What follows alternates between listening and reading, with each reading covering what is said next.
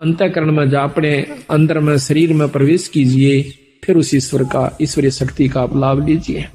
अगर जब तक आप ये लाभ नहीं पाओगे तब तक ऊपर की बातें तय पूर्ण लाभ प्राप्ति नहीं होगा। केवल पाठ मात्र से भी लाभ नहीं है, केवल आपको धाम पर जाने से भी लाभ नहीं होगा, केवल सत्संग मात्र कराते रहने से ही लाभ नहीं होगा, जब तक आप अपने अंतःकरण में झांक कर नहीं देखोगे। लेकिन इन सारा के बिना ये काम नहीं हो सकता। ये कार्य सारे जरूरी हैं। खेत को पहले संवारा जावा से, उसको संवार करके फिर बीज बोया जाता है। बीज बोने के बाद भी उसकी बहुत संभाल करनी पड़ती है, जब जाकर के हम उसकी पूरी परिपक्व फसल ले सकते हैं। इसी प्रकार परमात्मा के नाम पर लगने से पहले सत्संग की आवश्यकता होती है। नाम लेने के बावजूद सेवा, सत्संग और दान धर्म की पूरी आवश्यकता पड़ती है। साधुओं की सेवा, संतों की सेवा, सत्संग की सेवा, ये भी साथ चलेगी। जिस प्रकार खेत में बीज बोए पास है, उसमें खाद, पानी, रखवाली, सारी चीज की आवश्यकता पड़ती है। ठीक इसी प्रकार नाम ले लेने मात्र से कोई न सोचे कि ईब में अपने आराम से घर बैठ कर ही भक्ति कर सकते हो, घर बैठ करके। पर आज के युग में इतना सुलभ नहीं है कि आप घर बैठ करके ही इन बुराइयों से बचे रह सकते हो। ये तो बार बार जैसे कितना सुथरा मकान हो और सारे के चिप्स ला रखी हो, उसको आप बंद कर दीजिए। एक हफ्ते के बाद खोलिए, उस पर दो सूत उस पर धूल जमी मिलेगी। जबकि खूब बंद कर दिए खिड़कियों को, दरवाजों को, फिर भी उसके ऊपर डस्ट यानी धूल जमी पाओगी। मेज पर देखना कपड़ा मार के एक हफ्ते के बाद। इसी प्रकार अगर आप सत्संग में नहीं आओगे तो आपके अंतःकरण में इतना मैल जमा हो जाएगा, और एक समय ऐसा होगा कि आपको सुमरण और सत्संग कड़वा लगने लग जाएगा।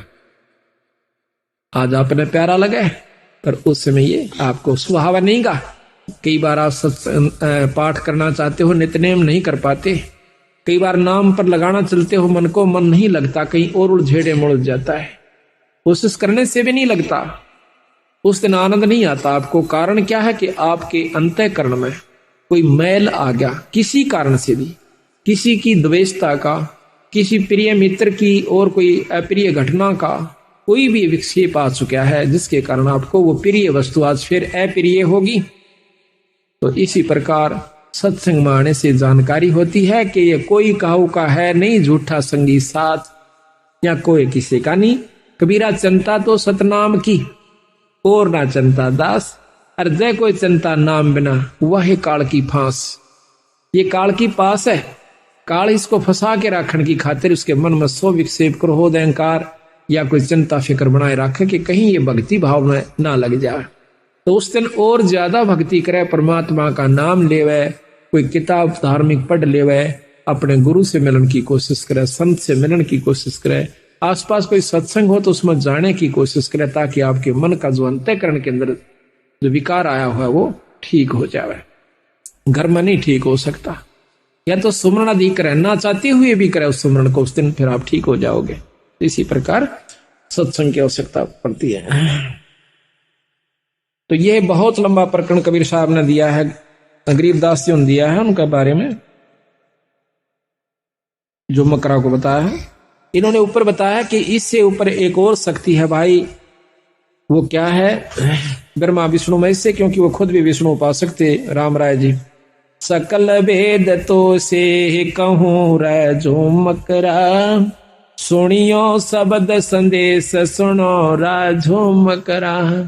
अब ये योगियों का मार्ग तेरे बस का कोना भाई राम राय। ये ना तो आप ऐसा साधन अपना सकते, ना इतना समय आपको मिल सकता। अब बताता हूं सही भेद। एक शब्द संदेश, गुरु से उपदेश लिए पूरे संत है। नाम वो भी हो जो वही हो जो कि प्रमाणित है। फिर वो गुरु के पास वो सार नाम हो, और सार नाम के बाद आपको शब्द प्राप्ति करवावे। सार नाम के बाद शब्द का नंबरा होगा। तो जब तक शब्द प्राप्ति नहीं होती तो भी आप पूर्ण मुक्ति के अधिकारी नहीं हो पाओगे। तो इतना गजब काम है। तो महाराज कहते हैं सकल भेद तो से कहूं रे झूम करा, तुम सुनियो संत संदेश शब्द संदेश सुनो राई झूम करा, इन नैना दिखलाइए रे झूम करा, कैसा है वो देश सुनो राई झूम करा। अब बंदी छोड़ कहते हैं कि ना तो तने समाधि यानी ये कोशिश करने की हो सकता प्राणायाम आदि की, मेरे शब्द में मेरे नाम में वो शक्ति आपको इन आख्यात नो का नो आंख खुली है और सुरत सतगुरु के चरणों में जा चुकी होती, इसको सहज समाधि कहते हैं। ये मेरे नाम में शक्ति है, मेरे शब्द में शक्ति है।